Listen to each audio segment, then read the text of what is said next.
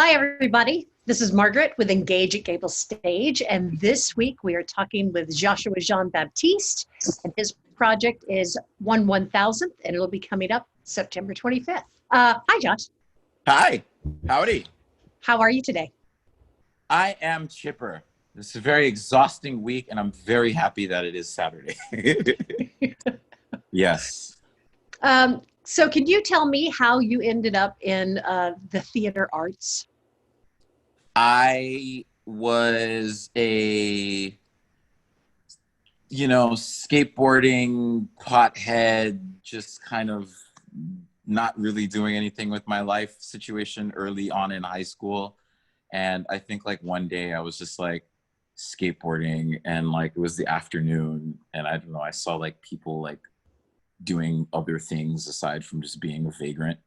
And I was just like, I need to do something. So I initially was going to join the baseball team.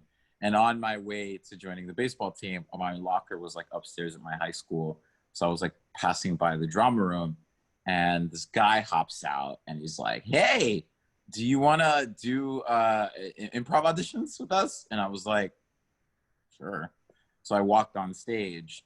And just a little backstory, traditionally, like in my group of friends, like I was always the stupid one, meaning like cracking jokes and like, oh, Josh, you're so stupid. Josh, you're so stupid. But it very much was like they were making fun of me. And so at that time, I walked on stage and like I didn't really know what I was doing, but I did a bunch of like improv scenes and people were laughing, but it wasn't at me. It was with me. And I was just like, this is cool. And he was like, hey, do you want to join our show, An Evening of Comedy? I was like, sure. So then instead of joining the baseball team, I joined drama club.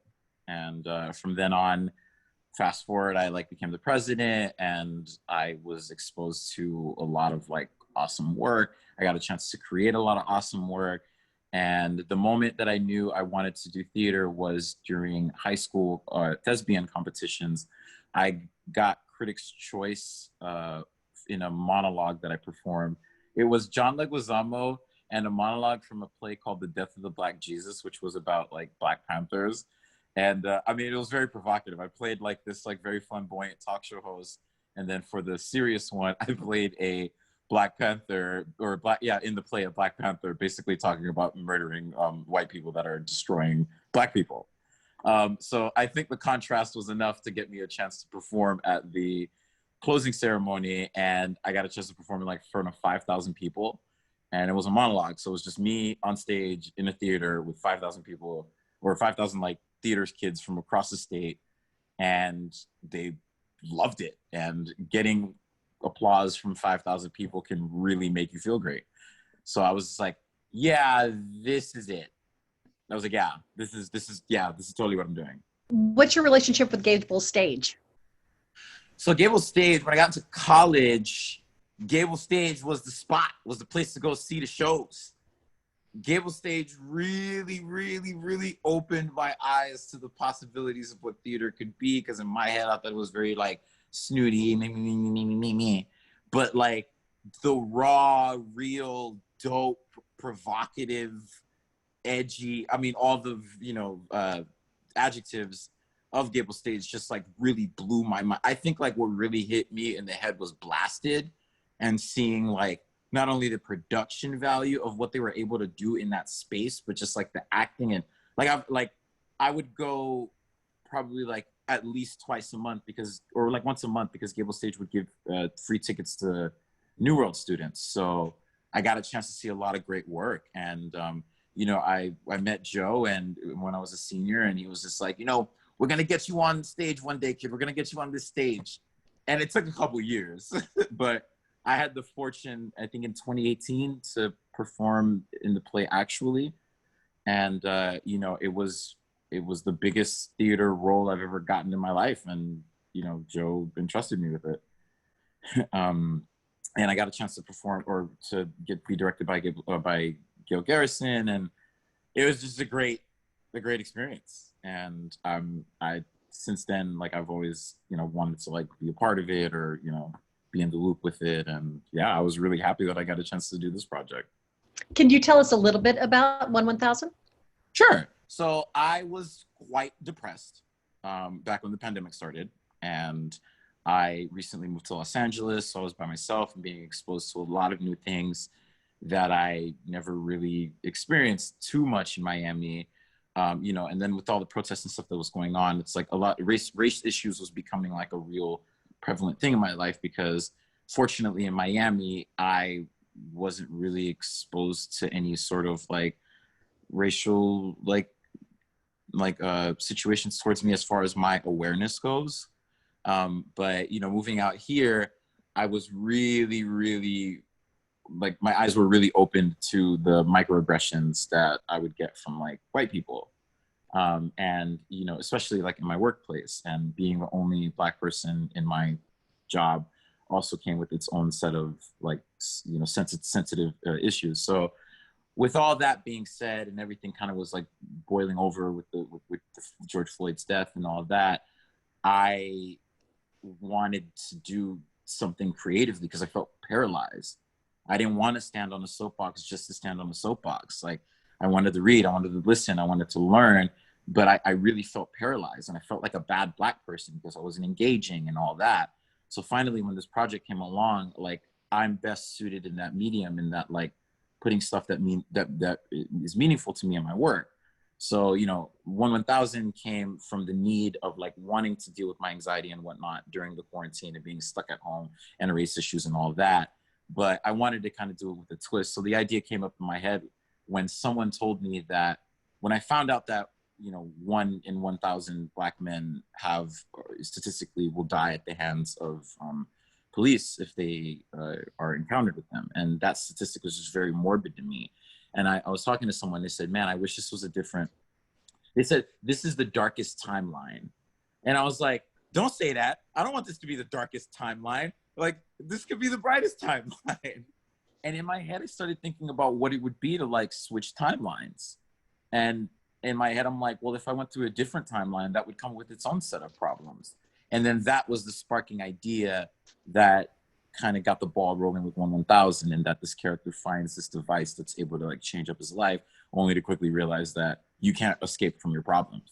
You have to tackle it head on. What do you hope audiences come away with after watching 1000? I will say I like to have levity with my work. I like to point at the wall and not the painting, if you catch my drift.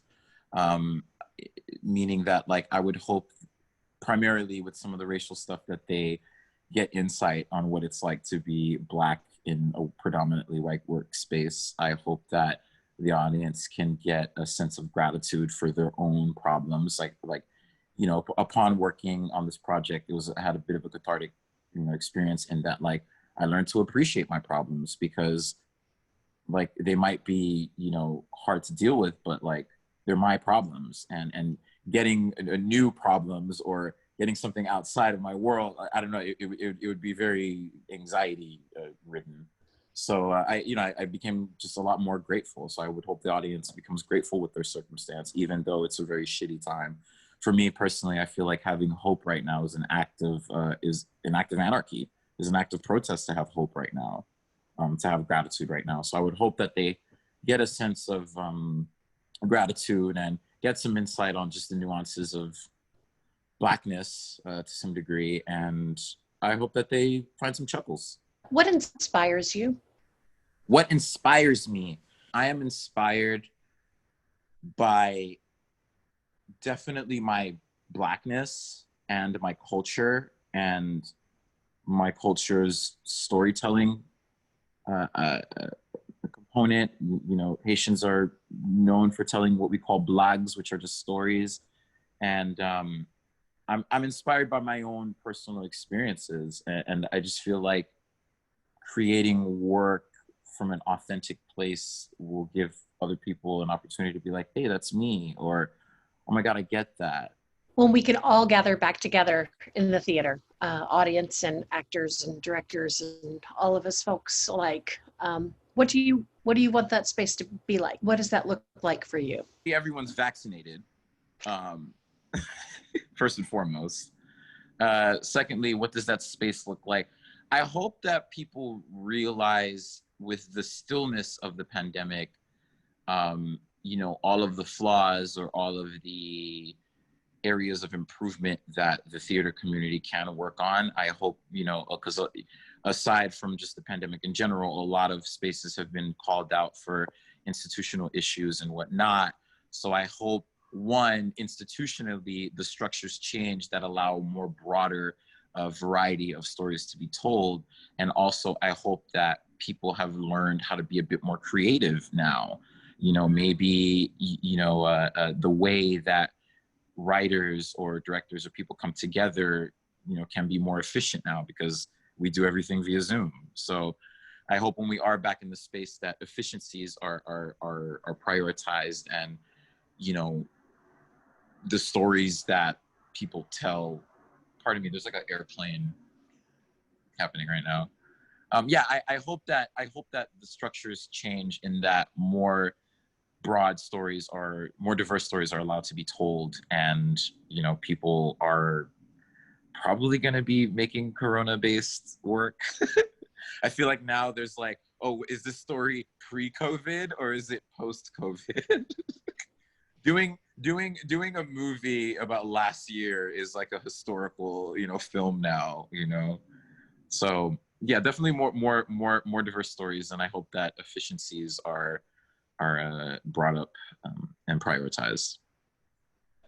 I really do appreciate what GableStage has done, and shout out to all of the people that, you know, the donors and the supporters that decided to do this, because an opportunity like Engage couldn't have come at a better time. I was not in a really good place, and like creatively before this project started.